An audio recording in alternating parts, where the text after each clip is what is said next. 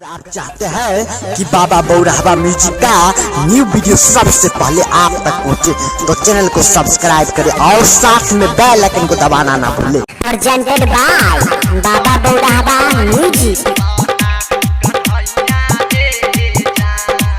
Presented by TT production house Sakri. गोकुला नगरी या में बाजै छै बधैया रे जान। हाँ गोकुला नगरी या में बाजै छै बधैया रे जान। जान रे जन्म लेलकै किसाना कन्हैया रे जान। जान रे जन्म लेलकै किसाना कन्हैया रे जान। खुशी में भके नाचे जसोधा मैया रे जान। खुशी में भके नाचे जसोधा मैया रे जान। जान रे जन्म लेलकै किसाना कन्हैया रे जान। जान रे जन्म लेलकै किसाना कन्हैया रे जान। DJ good Madhubani, DJ good Madhubani, Kanhaiya रे जान। जन्म लेलकै किसाना कन्हैया रे जान। कन्हैया रे जान। देवती के अठमा सनतनई बचैया रे जान। हाँ देवकी के अठमा सनतनई बचैया रे जान।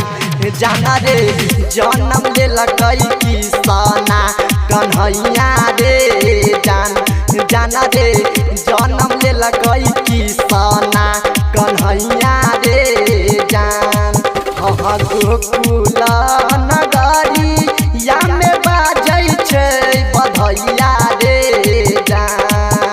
हाँ गोकुला नगरी या में बाजै छै बधैया रे जान।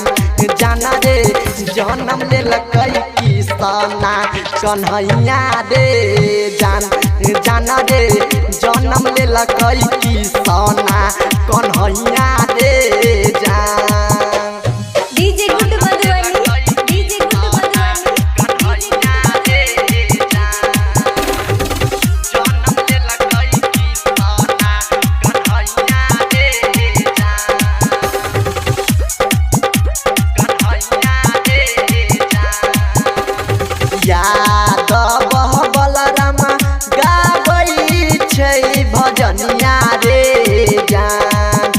हाँ यादव बलराम गाबै छै भजनिया रे जान। जान रे जन्म लेलकै किसाना कन्हैया रे जान। जान रे जन्म लेलकै किसाना कन्हैया रे जान।